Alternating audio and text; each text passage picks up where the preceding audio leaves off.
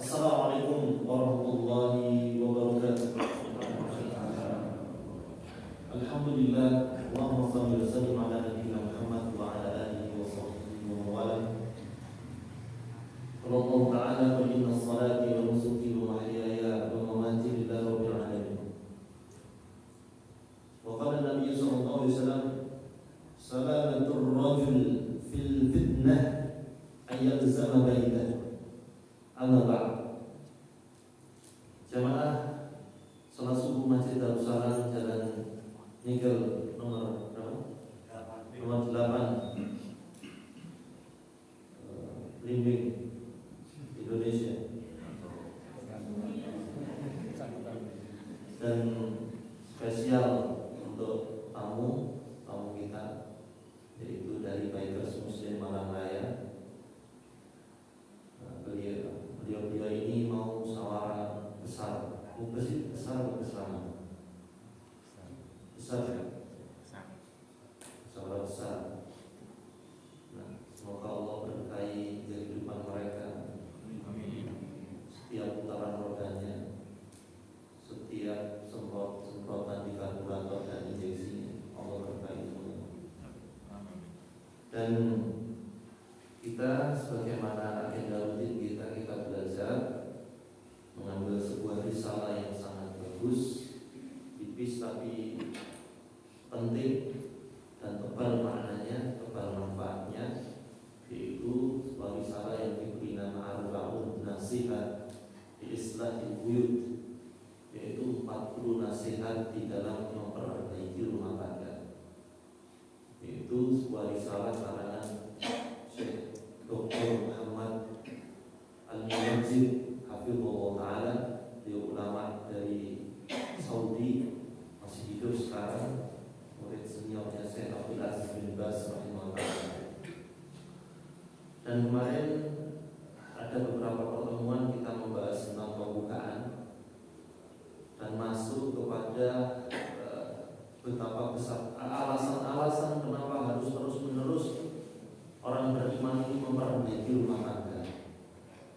Ya, alasan pertama kemarin kita nukil di surat At-Tahrim ayat 6 bahwa kita diwajibkan oleh Allah Subhanahu wa taala untuk menjaga diri kita dan keluarga dari api neraka. Qu anfusakum wa ahlikum nar wa quduhan nas wal hijarah ila akhir ayat. Jadi itulah alasan pertama, karena kita diperintahkan oleh Allah Subhanahu wa taala untuk menjaga diri kita dan keluarga kita dari api neraka. Dan alasan kedua, kemarin kita membahas bahwa betapa besarnya tanggung jawab yang dibebankan kepada pemimpin rumah tangga. Nah, bagaimana Nabi bersabda di dalam hadis Hasan diriwayatkan oleh Imam An-Nasai rahimahullah ta'ala, innallaha ta'ala sa'ilun kulla ra'in amastar'ah. Sesungguhnya Allah Ta'ala meminta pertanggungjawaban kepada setiap orang yang diberikan kepemimpinan. Tanggung jawabnya besar. Masuk surganya lebih mudah karena memimpin, karena lebih luas amalnya daripada yang dipimpin. Demikian juga kan belajar yang neraka juga peluangnya lebih besar. Sebanding dengan modalnya, kerugiannya juga sama-sama besar. Karena tidaklah bisnis itu rugi 1 miliar kecuali modalnya tidak jauh dari itu, dan untungnya juga tidak jauh dari itu. Nah, kalau untungnya kecil, untungnya sehari 10.000, berarti modalnya juga kecil sesuai dengan resikonya. Maka Allah lah yang memberikan anugerah kepemimpinan kepada laki-laki untuk meluaskan amalnya dan bukan untuk meluaskan dosanya. Nah, kemarin kita bahas tentang itu. Setelah itu baru diiringi oleh sebuah kaitan. Paling ini si lontong loh.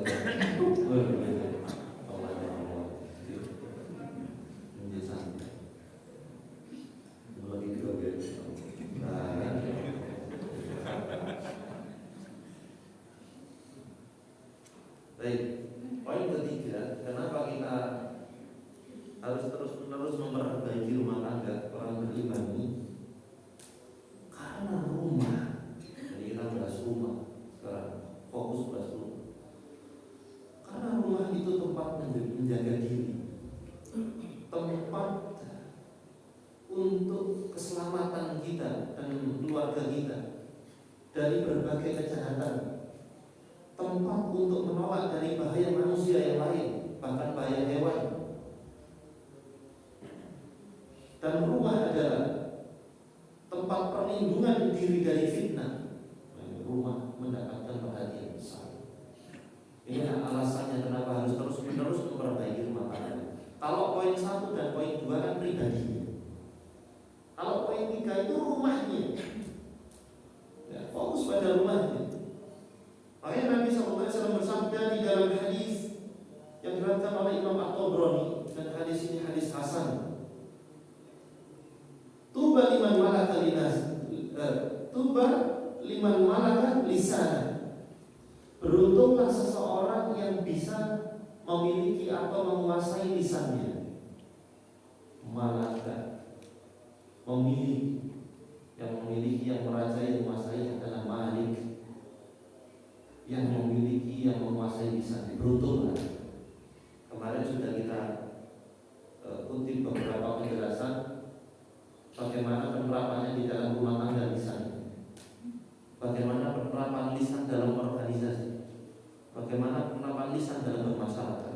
Seandainya orang bisa liman malaka lisan, menguasai lisannya, maka beruntung dia. Dia tahu kapan harus membuat tiarap dulu lisannya. Dia akan menjadikan hatinya lebih cepat daripada lisannya. Maka tidaklah beruntung seseorang yang lisannya lebih cepat daripada hatinya. Ngomong disik dipikir belakangan. Marah dulu, yang penting nanti minta maaf. Tidak dipikir dulu.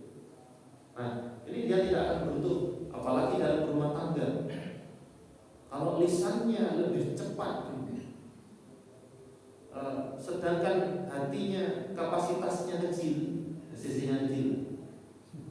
Sedangkan lisannya ini super baik, 1000 cc, silindernya 4. Sementara hatinya sisinya 50 cc, kecil.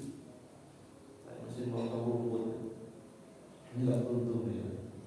Yang harus lebih cepat adalah hatinya dibanding lisannya. Jadi ibarat rem itu, ini kalipernya yang bagus, lisan. Hati monggo lebih cepat untuk berpikir, diam tapi berpikir. Makanya Nabi kan bilangnya auyasmu. Kemarin sudah kita kutip ini untuk review ya. Man kana yu'minu billahi wal yawmil akhir, barang siapa beriman kepada Allah dan hari akhir, falyakul khairan aw liyasmut. Berkata-kata yang baik atau diam. Nah, diam ini bukan aw liyasmut, diam menang. Cepat lisan dikunci, hati mendodok, bukan itu liyasmut. Makanya liyasmut itu diam tapi hati sibuk mencari hikmah. Waduh, kenapa ya tadi kok disolat sambil belajar ya? Mungkin lagi buru-buru selasa. Mungkin ada keluarganya yang sakit, sehingga dia tidak akan menjadikan lisannya lebih cepat. Ya, jika ada di jalan ya, teman-teman musuhnya fighters ini siapa di jalan? Polisi. Jadi mama polisi ya, pokoknya nggak makan. Insya Allah. Tapi kalau kita muslim ini nggak kurang orang. Masya Allah, sambil zikir. Jadi sabar jika ada orang di jalan yang naik motor yang sekiranya mengganggu kita. Kalau linting kanan belok kiri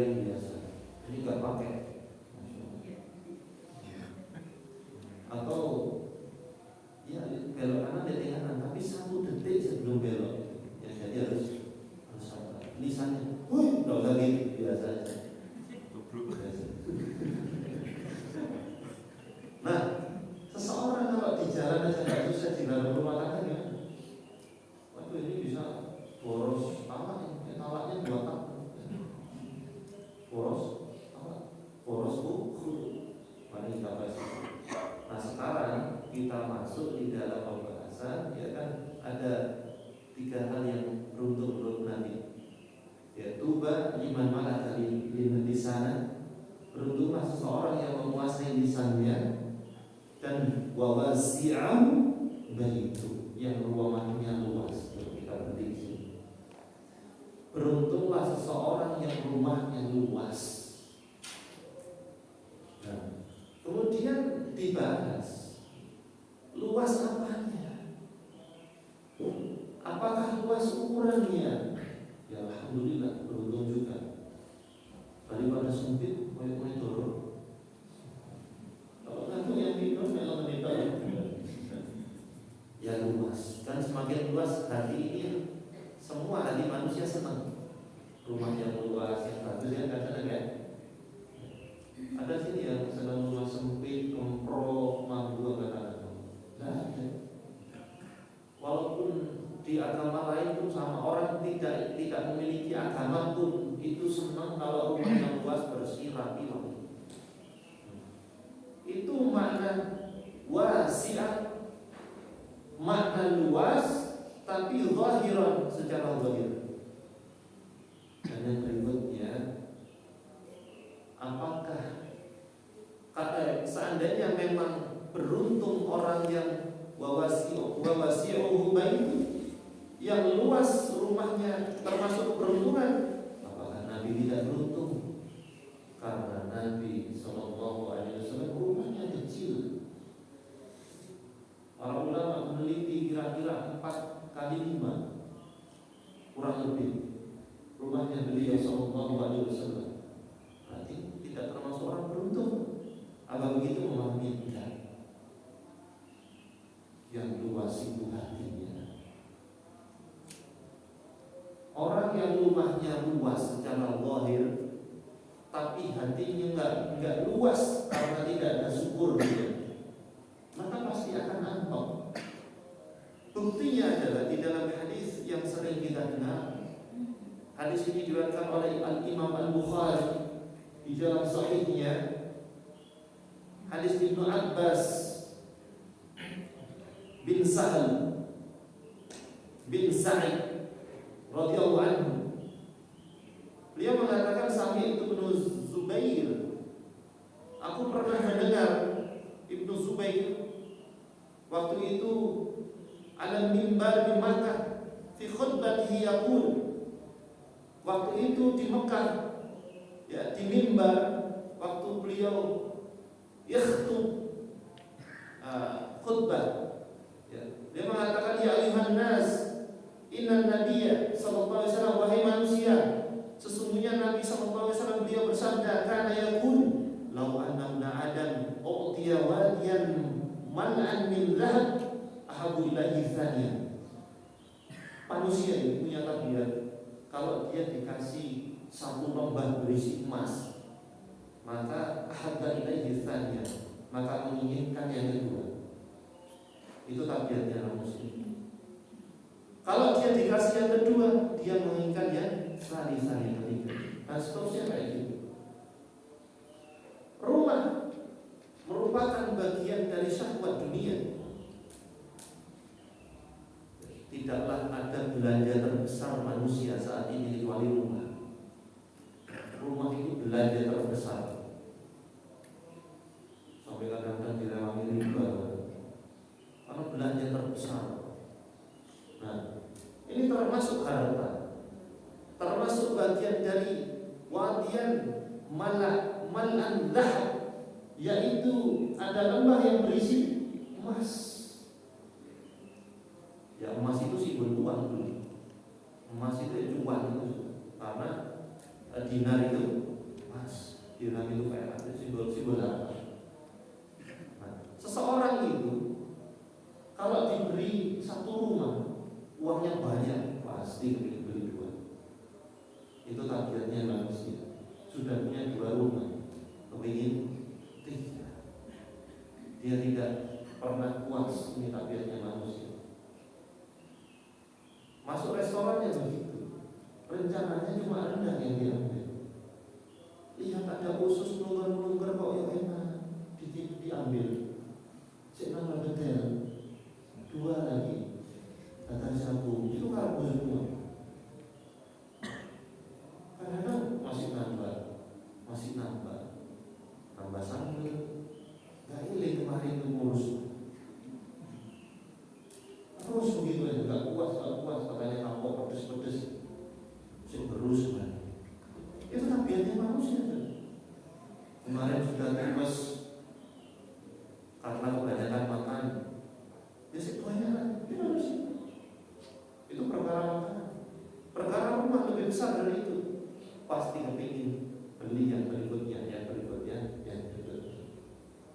Ini sebagai dasar bahwa rumah luas secara zahir itu tidaklah menjamin hati ini bisa khusyuk, karena qanaah itu salah satu bahasanya adalah membatasi kepuasan.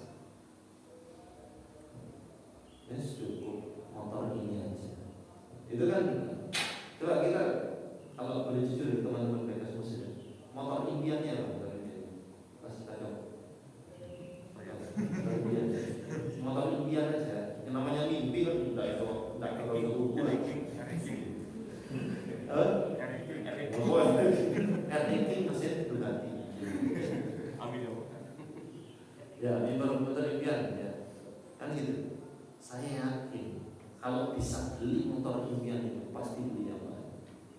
Karena orang-orang sekarang yang lagi terkenal itu, influencer yang terkenal itu, dulu cita-citanya memang Innova dulu. Nah, buktinya ada Bugatti, ada Lamborghini, Mercy gak patihanku, kurang jelas, ada Ferrari, sampai beli rumah khusus untuk mobilnya. Tuh, gak akan pernah puas. Makanya kalau seseorang qanaah di dalam rumahnya, itu dia pandai membatasi kepuasan. Ini cukup deh kayaknya, sesuai kebutuhan. Cukup, saya cuma minta di sini aja, butuh cepat, ini irit, itu cukup. Itu. Oh, tapi sesuai kebutuhan, mungkin orangnya agak besar. Nah, kalau numpak ini kodok numpak jalan kemah, karena orangnya besar ya sudah, kalau kodok gede apa namanya, nah dokar sesuai kebutuhan. Oh, rumahnya butuh motor yang ban tahu, ya betul. Gitu. Jadi rumahnya di Blimbing terus, ya nggak apa-apa, dibikin super mutu sesuai ya. Jadi bannya ban aspal. Nah ini kan keluasan hati, membatasi cukup ya, cukup. Nah sehingga luasnya hati itu berhubungan juga dengan luasnya rasa syukur, luasnya memahami bagaimana rumah tangga ini harus dibangun dengan rasa syukur. Maka ketahuilah bahwa perempuan yang masuk surga itu karena rasa syukurnya. Dan perempuan yang masuk neraka itu karena kufur itu. Sampai mau bilang masuk neraka, di jamak surga dan neraka neraka, jamak kufur. Ya, jadi separuh sini neraka, separuh naudzubillah, kita masuk surga. Surga firdaus ya Allah bagi kita semuanya. Maka di situ hubungannya, yaitu wawasi'ahu baitu, luasnya rumah itu, luasnya dada kita, dan berhubungan dengan rumah tangga yang penuh rasa syukur. Karena rumah ini memang benda mati, tapi berzikir kepada Allah. Dan orang yang di dalamnya mempengaruhi bagaimana nanti penataan rumah, bagaimana nanti kebersihannya, itu nanti berhubungan dengan kelapangan hati. Bahwa si aku baik itu kelapangan hatinya. Sehingga walaupun rumahnya tipe 20 ya, tapi hatinya luas, Masya Allah. Hanya dia tidak pernah tahu orang yang tinggal di rumah yang di dalamnya adalah rumah impian bagi kita semuanya. Di rumah impian di Kota Malang lah, luas, mewah, asri. Tapi coba dia tidak pernah tahu masalah apa yang ada di dalam rumah. Saya sudah tahu, dapat data, dapat konsul, bahkan pernah diundang ya sama istri saya. Pernah diundang di rumah yang besar, penuh masalah juga. Ya ayo juga orangnya. Tapi ada seorang sahabat saya, anaknya 4, ngontrak, rumahnya kecil, penuh riang mereka. WC dibagi 3, mereka bahagia. Sambil guyon, petis itu dibagi juga, bahagia mereka. Yang rumahnya besar, mereka wajib pasien rukyah. Masya Allah. Seseorang keluasan hatinya itu di dalam rumah yang sempit atau besar tidak ada hubungannya. Keluasan hati itu tidak pernah terisi di benda. Kalau kelapangan hati itu ditaruh di benda, maka akan terbatas. Udah apa? Rumah kok ditutup mati, gak sedih. Dodonya angkot. Karena ketika melihat tetangga renovasi rumah, sesat dulu. Renovasi pakai utang. Untuk menghibur agar dodonya untuk ombol, paling pasir pewetan. Bisa tutup dia, ada pasir itu. Pakainya pasir rotok. Bapak ibu saudara-saudari hati itu akan lapang juga selain kemudian di dalamnya ada personil rumah tangga, terutama perempuan yang bersyukur kemudian menjadi lapang, dan suami pun senang di rumah karena tidak banyak diomeli. Maksudnya ngomeli nuntut ya, nuntut apa dunia. Kalau ngomel jelas semua istri di seluruh dunia, suhunya apapun masih ngomel. Itu wajib, fardu ain. Jadi kalau ada istri kalau tidak cerewet itu dosa besar ya. Aneh. Tumben nggak ngomel. Kami lawan.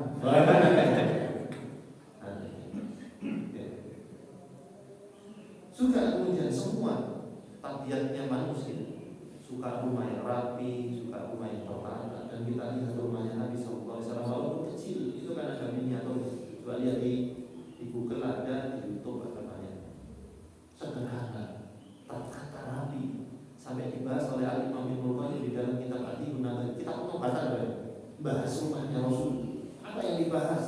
Rapi, penataannya pas. Nah ini antara kalian juga rumahnya luas, penataannya gak bagus, tampak sempit, betul enggak? Makanya ada arsitek. Arsitek itu nata. Bahkan rumah yang kecil, saya punya teman Ustaz juga, Ustaz CMN juga pernah khutbah di sini. Lebar rumahnya itu 3/4 meter, panjangnya 10. Saya sering rumahnya beliau biar dulu. Tapi saya melihatnya, Masya Allah, gak sumpah. Sunnah membuat rumah ini wawasi'ahu baik, rumahnya luas. Luas yang dimaksud karena yang bilang ini kan Rasul, berarti kita harus lihat rumahnya Rasul sempit tapi penataannya pas. Bagaimana penataannya longgar? Ya dipikir di mana mau masuk reskuker taruh ruang tamu,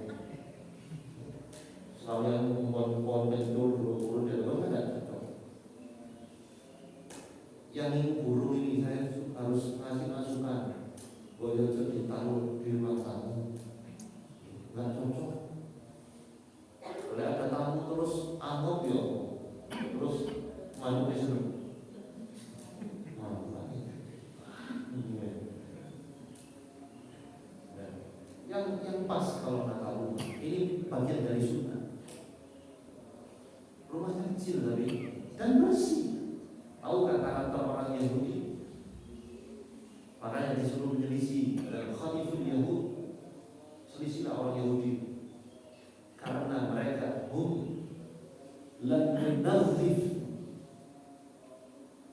Mereka itu karakternya gak membersihkan halaman baiti, bagian depan rumahnya. Jadi halaman rumahnya orang Yahudi itu bisa ditengeri lah gitu, mesti gak disaponi, ya, gak bersih. Tapi halaman rumahnya orang-orang Islam waktu itu terkenal bersih. Tapi untuk menjadi latar itu, halaman untuk menjadi kotor ini tidak perlu jadi Yahudi, tidak perlu jadi Yahudi. Makanya suka sedih kalau kemudian rumahnya orang Islam, di halaman rumahnya itu ono plastik ciro, sunduke sumber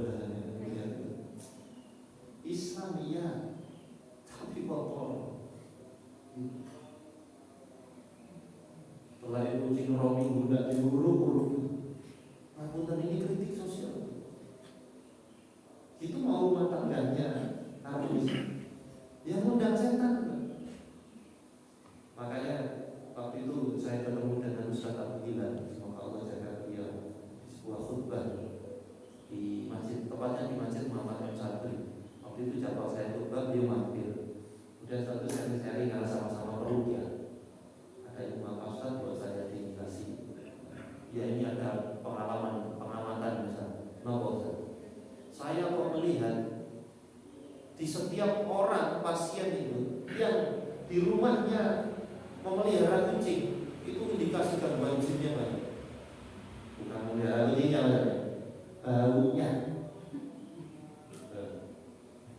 baunya itu. Bukankah tempat ini masalah penataan rumah dan bagaimana menjaga kebersihan rumah? Bukankah tempat yang bau dan kotor itu disukai oleh syaitan? Makanya kalau mau masuk kamar mandi gimana? Allahumma barik, Allahumma inni a'udzubika minal khubuthi wal khaba'ith. Apa khubuth? Khaba'ith, khabith. Tahu khabith? Lalapan itu, khabith itu kotor. Jadi setan itu identik tempat yang kotor dan bau. Bagaimana seandainya kamar mandi ini wangi? Apakah bebas dari setan? Sementara.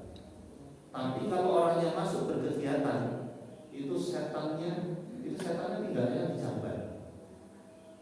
Ya. Makanya kalau lele di jamban itu adalah lele, ya lele atau lele. Makanya kan lele gurih kan itu rahasia. Jangan tahunya lele. Saya apa pulau ini? Alhamdulillah, syukurillah. Sama kalau itu makanya namanya khaba'ith, khubuth buat khaba'ith. Apa ini kotor? Dia tinggalnya di jamban, jin kafir. Karena makannya adalah makan kotoran jin kafir. Jin muslim makannya apa? Restu, tulang, ya tulang. Kalau jin Islam, ikhwanakum minan jin, itu memakan tulang, kuliner tulang. Gak usah berpikir ini diolah apa ya, nggak usah. Itu urusannya mereka.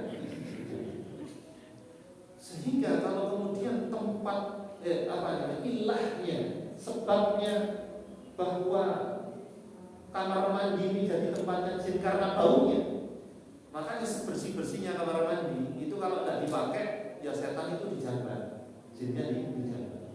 Tapi kalau kita masuk, setelah itu berkegiatan dan mengandung bau, dia datang. Cuma kalau doa, dia nggak bisa. Nah seandainya nggak doa, bisa jadi dia datang. Nih datang. Ibaratnya kalau kurir pakai, sebenarnya nggak sama dodol terus ini deh. Tapi kalau baca doa nggak diganggu. Berarti karena baunya bukan karena kamar mandi. Makanya karakter rumahnya orang beriman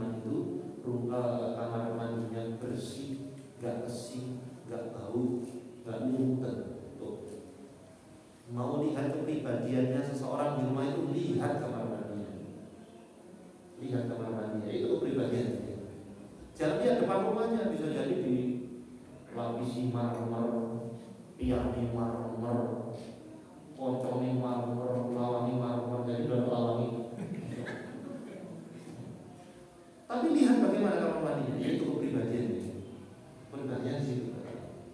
Nah, bagaimana kalau bau ini pindah di tempat tertentu? Ya karena habis pakai pakaian terus dibantu mau dicuci sama istrinya, ojo sih bersih, kayaknya benar kalau saya. Ojo sih bersih, bantu mana ini juga, ojo sih bersih. Nggak apa sudah selalu diubah saat dulu intil. Loh, kemarin ada orang pekas, kayaknya kita joy itu. Sehingga kalau kamar juga tahu, maka akan berpengaruh pada rumah tangga. Tidak luas aku itu, tidak luas rumahnya karena tidak lapang dada. Karena tabiatnya manusia itu suka wangi, manusia itu suka bersih. Nah kalau sudah setan nimbrung di situ, maka kita harus tahu bahwa konsep berumah tangga dan mendidik anak itu semuanya dijauhkan dari setan.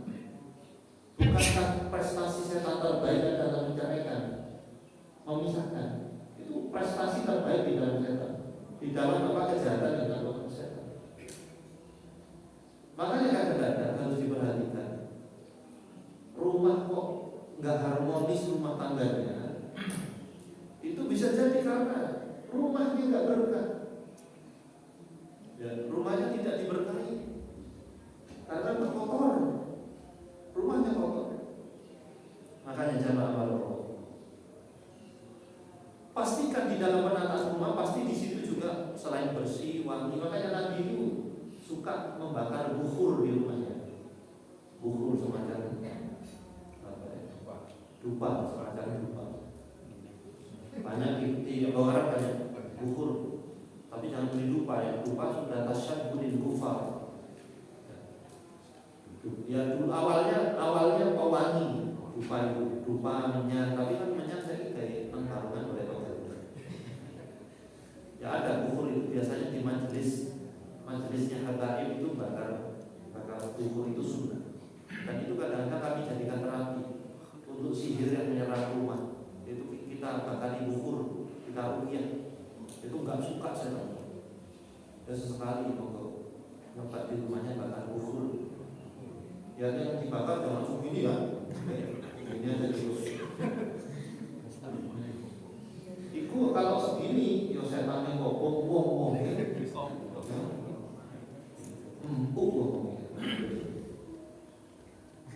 dan pasti di dalam rumah ada aksesoris. Itu tambahan karena tabiatnya manusia itu suka yang indah. Tuhannya saja Allah SWT maha indah dan menyukai keindahan. Innallaha jami wa yuhibbul jamal. Sesungguhnya Allah itu maha indah dan menyukai keindahan. Tapi ingat, fikirnya ornamen di dalam rumah ada. Dan harus tahu apa-apa yang menghalangi malaikat masuk. Lawan katanya setan kan? Memang kalau malaikat masuk setan nggak suka. Kalau setan masuk berarti malaikat nggak suka masuk. Bukan karena malaikat ini takut sama setan, karena nggak gelem. Wah, udah ngomongin setannya kan, ben malaikat mau nggak adil. Nggak usum, malaikat mau bahkan mencabut nyawa setan. Ini kan akal-akalannya ada untuk akal. Gak bisa ya, tetap malaikat maut kemanapun akan mengintai kita. Nah, pastikan bahwa di dalam rumah itu entah ornamen, entah aksesoris, entah apapun peliharaan, dan pastikan membuat malaikat masuk. Ini gojek iya, kesukaannya Rasul. Mengenai hadis bahwa Rasulullah SAW memelihara kucing, itu hadisnya diperselisihkan.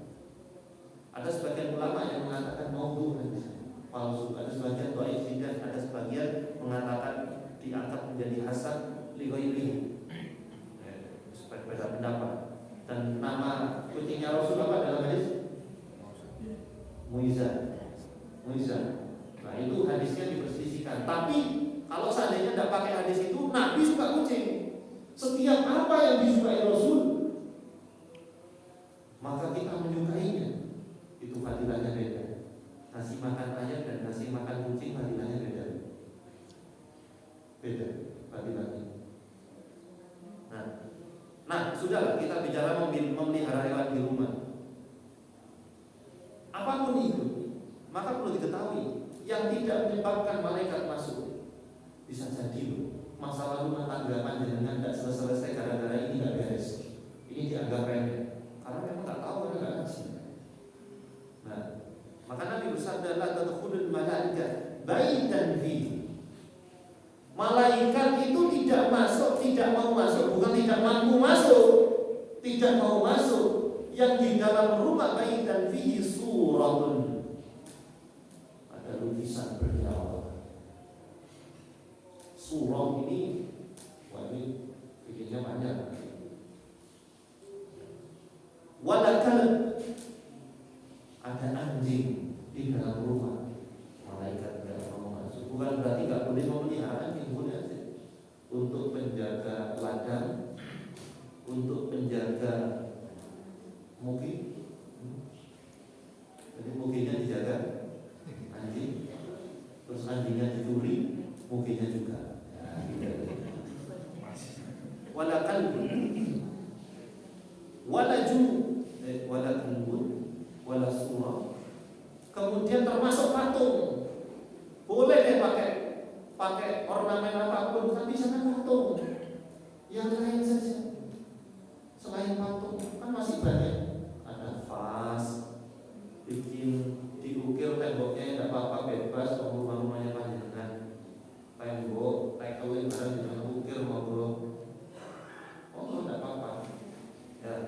Terus kemudian memainkan warna cat begini, masya Allah, tampak indah. Atau penataan apa catnya ditaruh mana, atau AC ini biar tidak yang extraordinary gitu ya, kalau dimiring itu ya bawa dah bapak. Tapi ketahuilah bahwa jangan sampai kemudian membuat malaikat tidak mau masuk. Loh. Makanya di dalam perkara yang lain bagaimana mengundang agar malaikat ini masuk, yaitu termasuk di dalam kamar mandi yang bau-bau setan datang. Setan senang. Kamar tidur yang bau, yang lembab, tidak pernah dijemur. Coba terakhir kapan dijemur kasur? Jemur pantat. Kalau sudah pengen begini baru dijemur. Itu penyebabnya salah satunya lembab. Karena lembab dan bau. Lembab itu identik dengan bau. Kenapa? Karena lembab itu ada aktivitas bakterinya. Kalau kering, aktivitas bakteri minim atau bahkan tidak ada. Makanya di dalam fikih tohar, kotoran hewan yang najis itu kalau masih baru, fresh from the oven, itu manggung, itu najis karena lembab. Kan yang masih gitu kan, pertama gitu kan lembab ya. Kalau nggak percaya kan itu dan bau. Bukankah sifat najis ada 3? Min rihi salah satunya, yaitu karena baunya. Tapi di dalam fikih tohar mengenai kotoran hewan yang najis, kalau dia kering, najisnya hilang. Kotoran cicak ini sepakat semua ulama najis. Kotoran ayam khilaf di antara ulama. Kotoran ayam itu suci, tapi tidak mensucikan. Jadi gaya siwak itu tidak boleh. Tapi kotoran cicak kan kalau masih baru najis.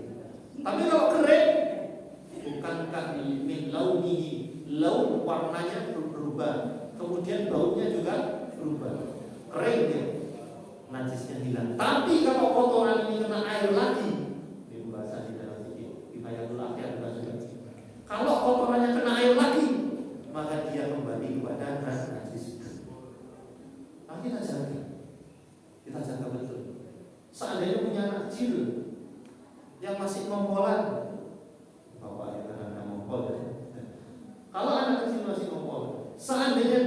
dia ngompol di kasur, di sofa, pastikan baunya hilang, karena setan akan hadir gitu.